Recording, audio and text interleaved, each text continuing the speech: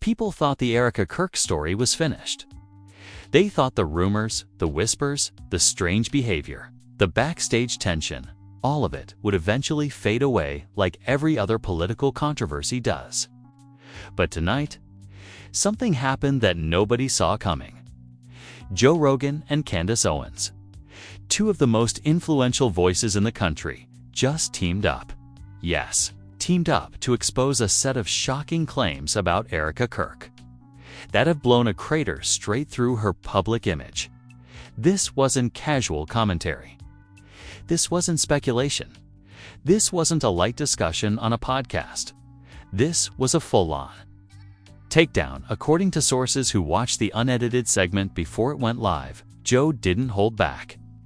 Candace didn't blink. And the receipts they pulled out: messages, clips, voice notes, old footage. Internal contradictions were the kind of evidence that makes the entire internet stop mid-scroll. But the most explosive detail: both of them hinted they've been sitting on information for months, waiting, watching, and collecting proof of what they now call Erika's most undeniable lies. And the moment Joe said, "People need to know what she really did," the tension shifted. The internet started shaking. Even people who once defended Erika suddenly went quiet. Because this time, the allegations aren't coming from anonymous accounts. They're coming from two people with massive platforms, two people known for exposing hypocrisy without mercy, and the line Candace delivered at the end of the segment. The one that instantly went viral. The one that left Erika completely silent online. She lied to everyone, including the people who protected her. And trust me, the truth behind that sentence is worse than anyone imagined. Long before Joe Rogan and Candace Owens ever went public with their explosive allegations, something was already brewing beneath the surface. Something dark, something calculated, something that insiders now say was hiding in plain sight for over a year. Erika Kirk didn't just stumble into controversy. She walked into it with a carefully crafted image, a polished persona, and a network of supporters who believed she was harmless, soft-spoken, and incapable of deception. But anyone who worked close enough to her, close enough to see the cracks, knew there was more to her story than she ever allowed the public to see. People inside TPUSA still whisper about the night everything shifted. It wasn't public. It wasn't recorded. It wasn't supposed to leave the room. But it did. It started during a leadership retreat. The same retreat that multiple insiders now claim was the beginning of Erika's unraveling. Witnesses say she arrived different that weekend. Her tone was sharper. Her confidence was higher. Her attitude toward colleagues, especially the women, shifted dramatically. She wasn't just giving opinions, she was issuing instructions. Even the chief of staff was allegedly taking cues from her, something that shocked people who'd known him for years. But the real red flags appeared when Erika began inserting herself into strategic decisions she had no authority over.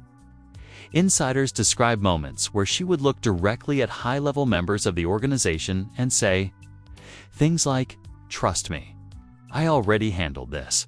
Don't worry. I'll make sure this goes the way it needs to. You don't need to run that by anyone else. I've spoken to the right people."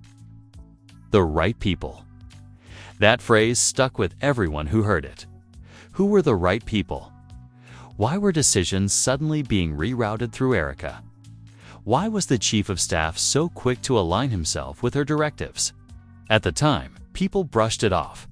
They assumed Erika was trying to prove herself. Or maybe she was overwhelmed. Or maybe she was caught up in the pressure of being connected to such a major political organization. But the whispers grew louder when staff noticed certain documents being altered, certain emails being forwarded, certain messages being deleted, certain meetings taking place behind closed doors without any record of what was discussed. Then came the behavior that truly made people suspicious.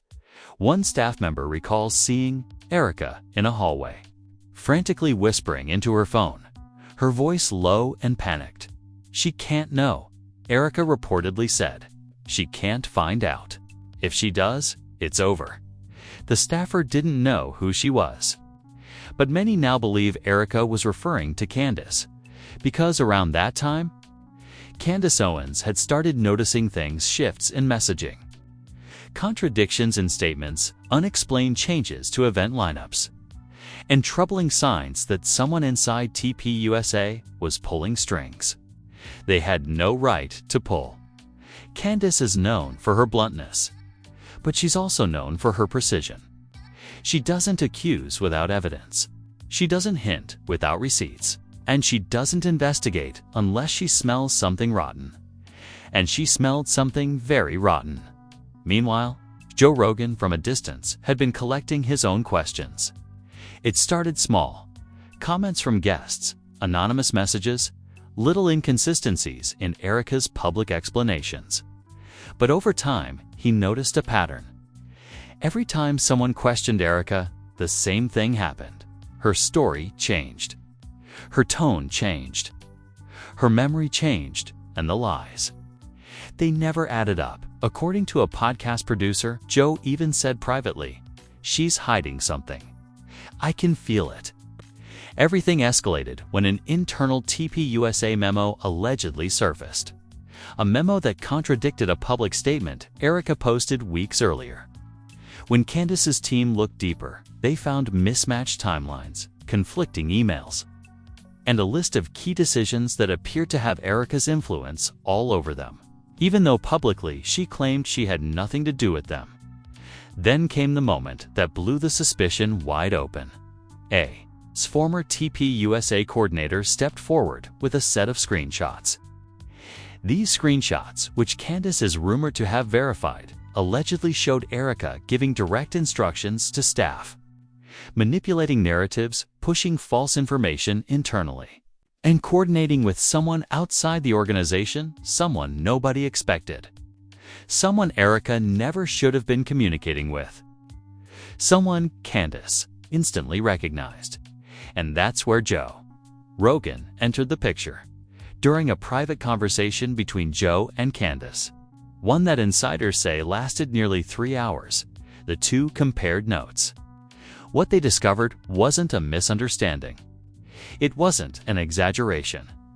It wasn't a miscommunication. It was a pattern of deception, a pattern that only got darker the deeper they went. And then, the biggest bombshell, Joe allegedly got access to an unedited audio clip, a clip that staffers had been too scared to release publicly. In the clip, Erika can reportedly be heard contradicting her own public statements, admitting to things she claimed she had no knowledge of, and referencing someone she called her Bakshano, Candace. Furious, reportedly slammed her laptop shut and said, "I knew it. I knew she wasn't telling the truth." After that, everything moved fast. People close to Erika noticed she went silent, stopped texting, turned off her social media alerts. The chief of staff tried to intervene on her behalf, but insiders say he looked terrified, like he knew something much bigger was coming.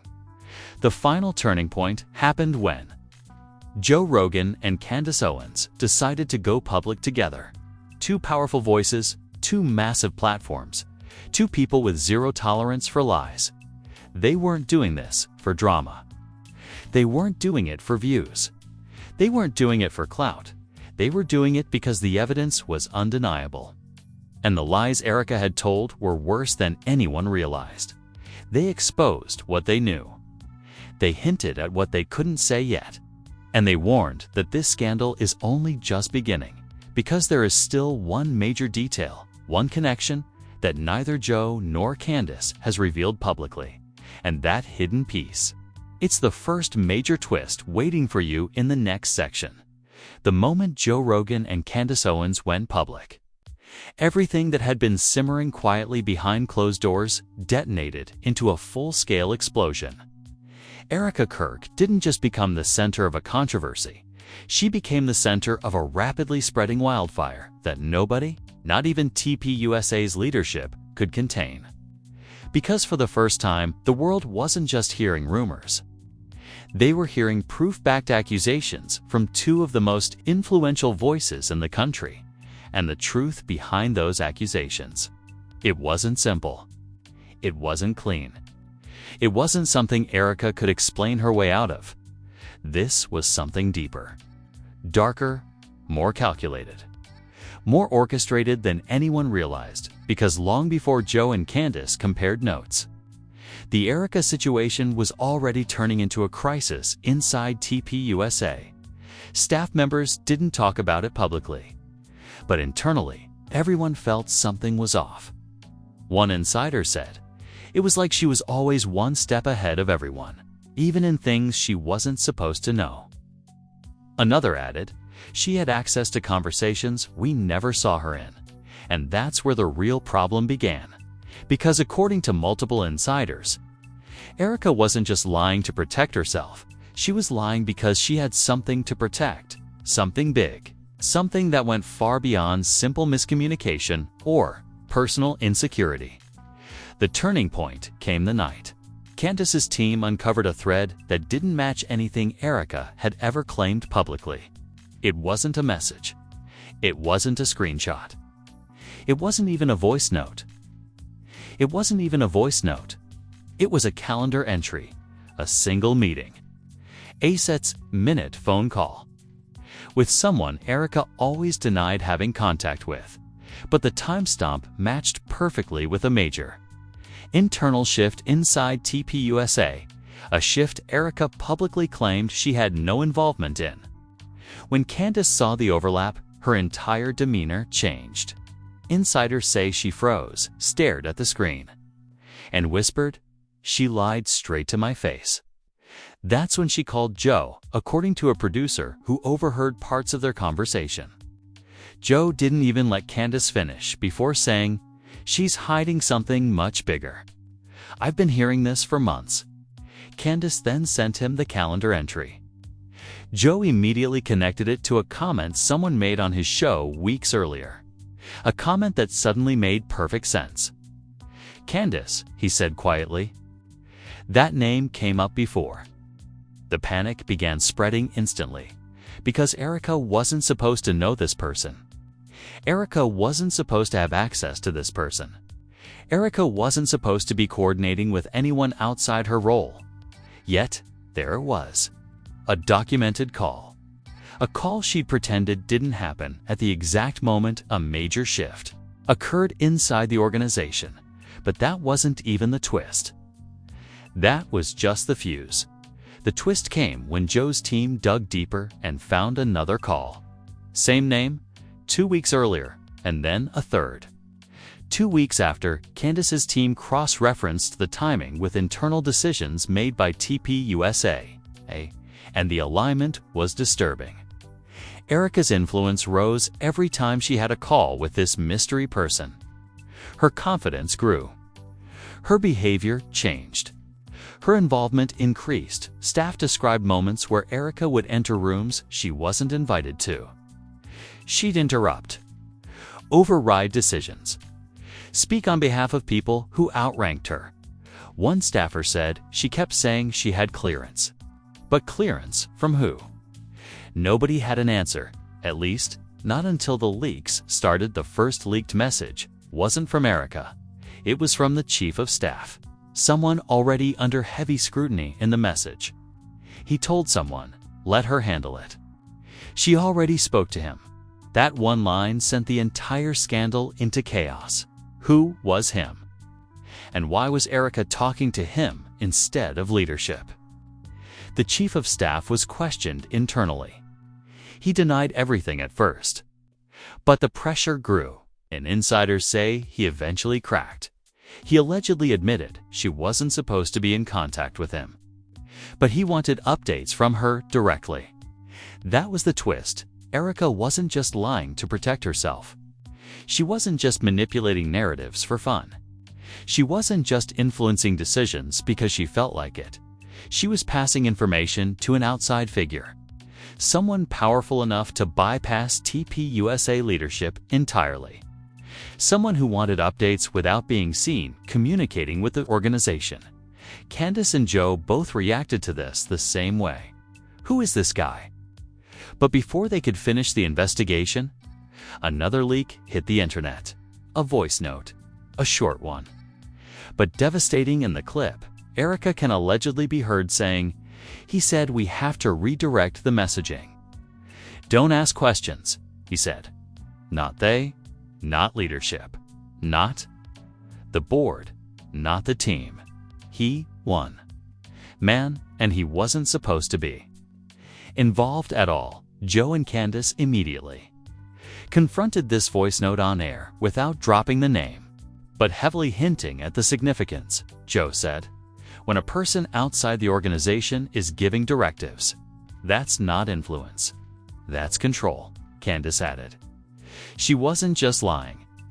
She was following instructions. That statement lit the internet on fire, because if Erika was acting on someone's orders, and if the chief of staff knew, and if internal decisions were being influenced by someone in the shadows, then this scandal wasn't about Erika alone. It wasn't about TPUSA alone. It wasn't about drama or ego or miscommunication. It was about an operation. A planned, executed, strategic manipulation of internal structure from the outside. And the biggest twist, Joe and Candace hinted that the outside figure wasn't someone random. He was high-ranking. He was influential. He was powerful enough that exposing him would change everything. And Erika? She wasn't the mastermind. She wasn't the planner. She wasn't the strategist. She was the messenger. The bridge? The connection point. The one being used to funnel information. And the reason she lied about timelines, about involvement, about decisions, about her influence, was because she was protecting the one person she feared more than the backlash. Candace ended the segment with a sentence that became the twist heard around the internet. Erika wasn't covering for herself. She was covering for him. And when you learn who he is, you'll understand why. The moment Joe Rogan and Candace Owens suggested that Erika Kirk was taking orders from a powerful man outside the organization, the internet didn't just explode, it detonated. Every theory forum, every political gossip channel, every reaction live stream became a battlefield of speculation. Screenshots were magnified. Voice notes were dissected. Timelines were charted like crime scene blueprints. But behind the noise, behind the conspiracies, behind the reaction videos and breathless TikToks, something deeper was happening. Something the public didn't know. Something Joe and Candace did know. Something Erika had been praying would never come out. Because while the internet was busy connecting dots, Joe and Candace were digging, seriously digging.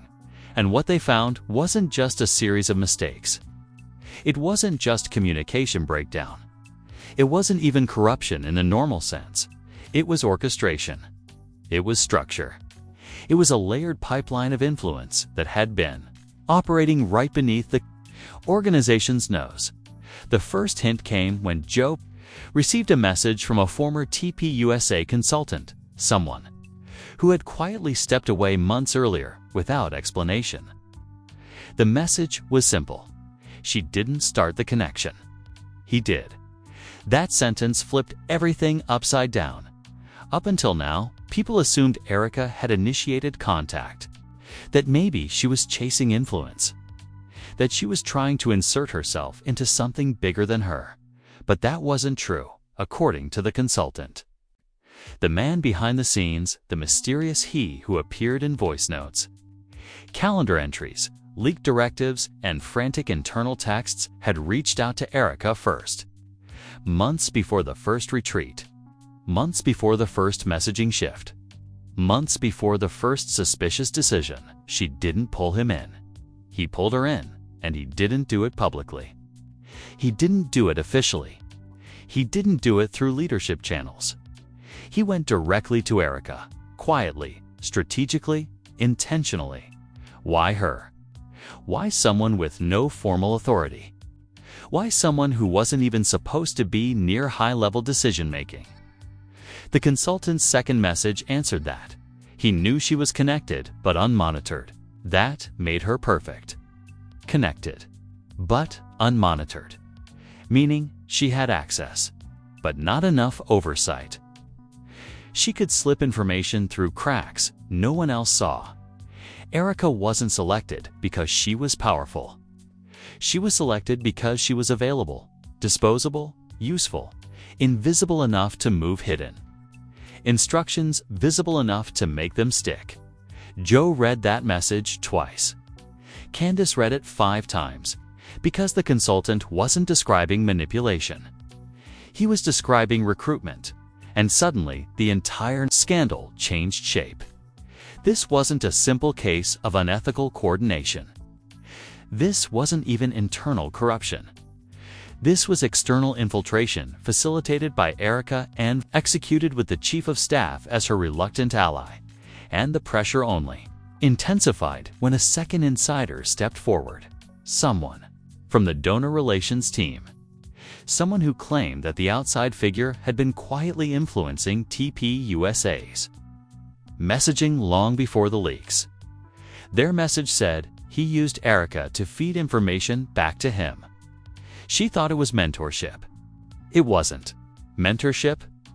That word hit hard because people who saw Erika during those months said she often talked about guidance, direction, support, and someone who believed in her ideas.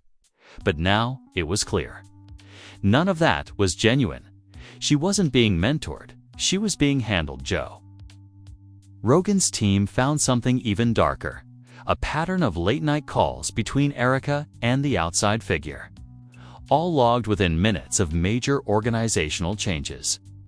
When Candace cross-referenced those timestamps, the alignment was so perfect, so eerie, so exact that she reportedly stared at the document and said, "This wasn't an accident. This was coordinated." But the biggest escalation came when a member of TPUSA's media team leaked an audio file. Not a short clip, but a full 49-second recording that had never been meant to leave the building. In the recording, Erika can be heard arguing with someone, not the chief of staff, not leadership, not a staff member. The tone is different. She's not defensive. She's not fragile. She's not confused. She's obedient.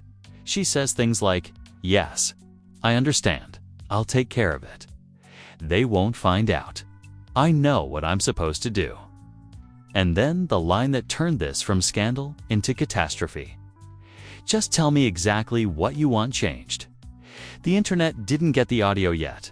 It hasn't leaked publicly, but Joe and Candace both confirmed that line, because the voice she was speaking to, it wasn't TPUSA leadership. It wasn't the chief of staff. It wasn't a friend.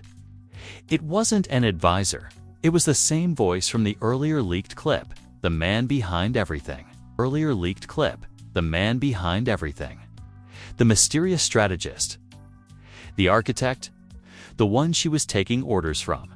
And this recording made one thing absolutely clear. Erika wasn't lying to manipulate the organization. She was lying to protect her handler. But the real shock came when Candace's team found one final piece of evidence. A document buried inside an old shared drive. Something that had been created months earlier, long before the drama exploded. Something labeled simply, "Messaging Adjustments, External Alignment." External alignment. The exact same words used in the directives that had been leaked days earlier, and in the footer of the document. Barely visible unless zoomed in. Reviewed by redacted. The redaction wasn't done by the drive. It was done by someone who knew that name couldn't be seen. But Candace recognized the formatting style. Joe recognized the phrasing. And insiders recognized the initials.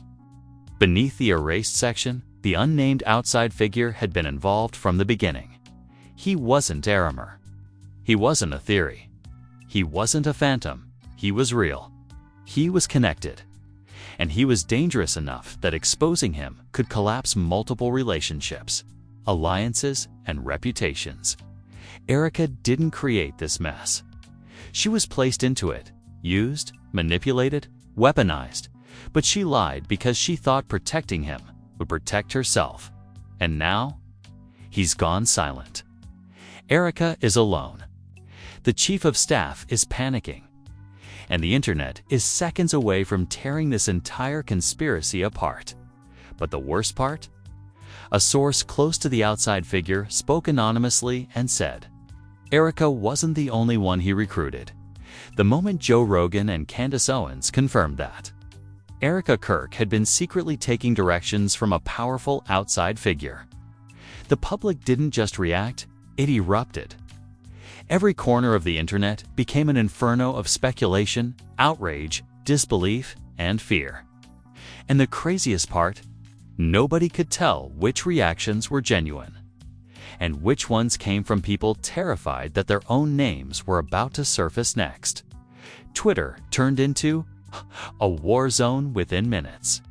The trending bar lit up like the world was ending. Hashtag ErikaLied, hashtag Who is he, hashtag TPUSA crisis, hashtag Erika handler, hashtag external influence scandal, hashtag Candace and Rogan, every tweet added more gasoline. Erika wasn't working alone. This is insane. Who the hell is this outside guy? Drop the name.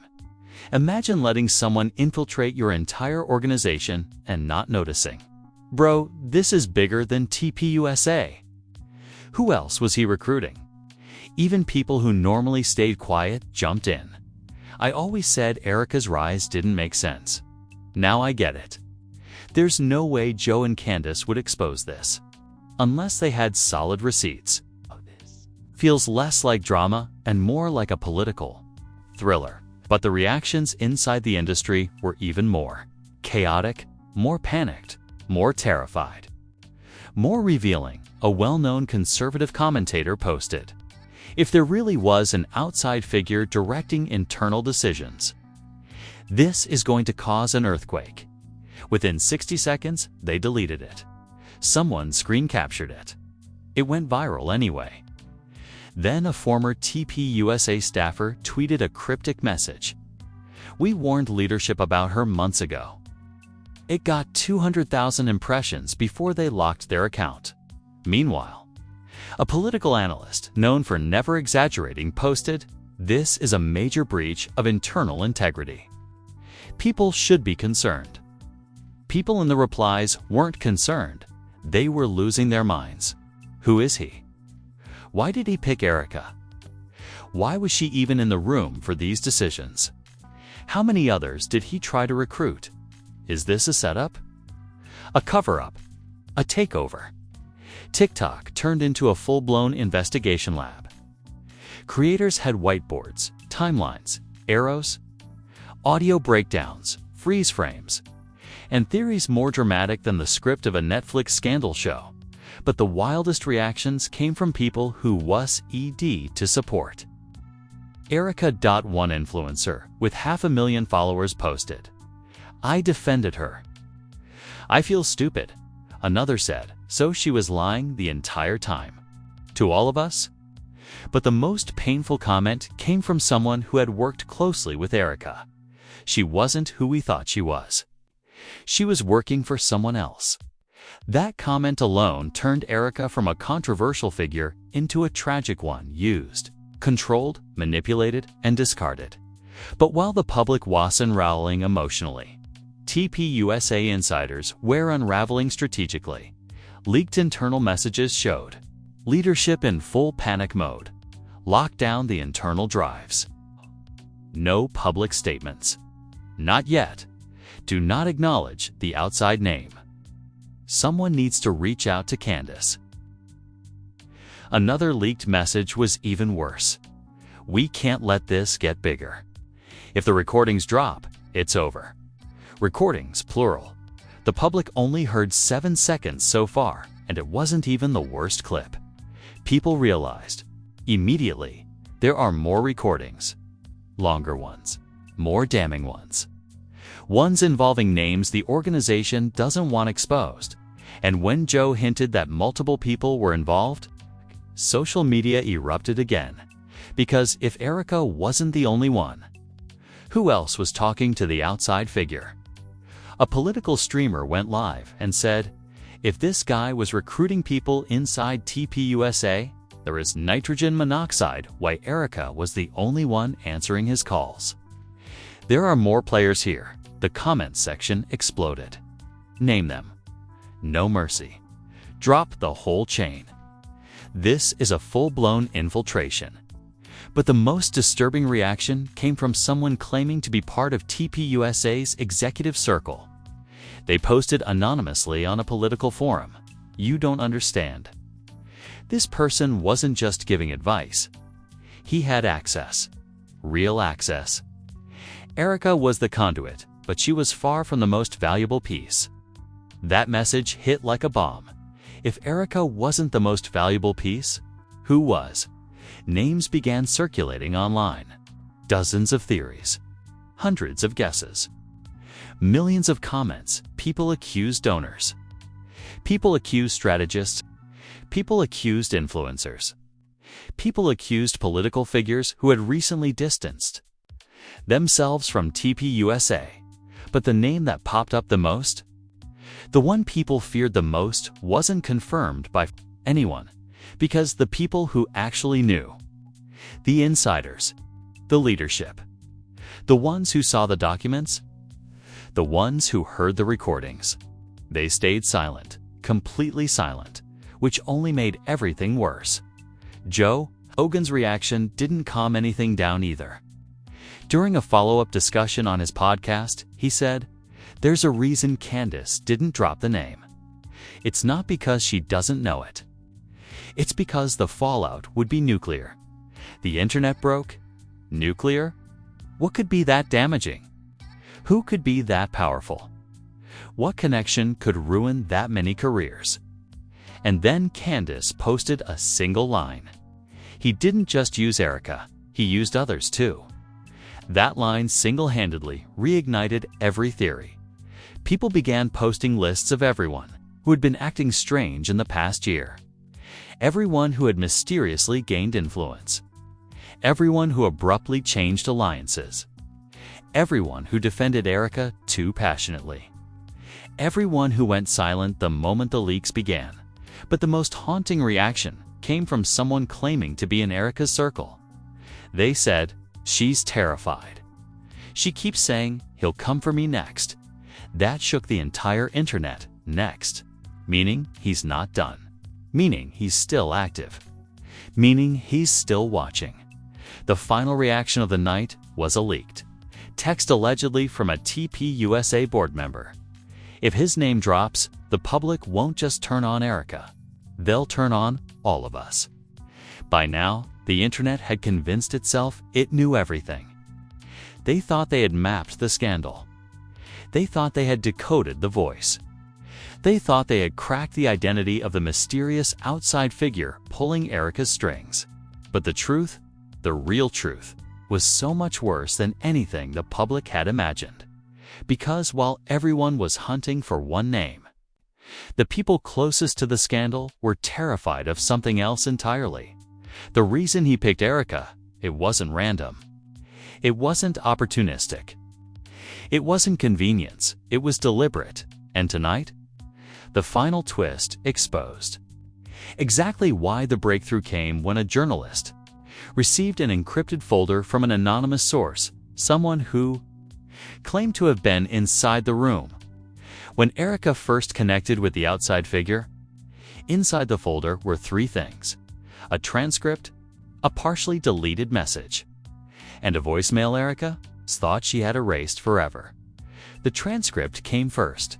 It described a private dinner almost a year ago. A dinner Erika's husband attended. A dinner the chief of staff was invited to. A dinner with a special guest whose presence wasn't listed anywhere on the official schedule. The transcript noted that the guest sat next to Erika the entire night. That he asked her questions. That he praised her influence. That he told her she had potential no one else recognized. The journalist who leaked the transcript wrote, "He groomed her politically, psychologically, strategically. Not for her benefit, for his." But it was the second file, the partially deleted message. That revealed the motive. The message said, she be the emotional doorway. She trusts too easily. We can move everything through her. Emotional doorway. Those two words changed everything. Erika wasn't chosen because she was powerful. She wasn't chosen because she was competent. She wasn't chosen because she was influential. She wasn't chosen because she was influential. She was chosen because she was pliable. She was chosen because she was reachable. She was chosen because she was emotionally vulnerable. The outside figure didn't need a genius. He needed someone who wouldn't question orders. Someone who believed she was finally being valued. And the final file, the voicemail, shattered the internet. In the recording, you can hear Erika crying. Her voice is shaky. Her breathing is uneven. And then she says, I did everything you told me to. Why are you abandoning me now? There is silence. Then a reply, a man's voice, calm, almost bored, says, you served your purpose. Don't make this difficult. Those words rippled through every corner of the political world. He used her. He directed her. He controlled her.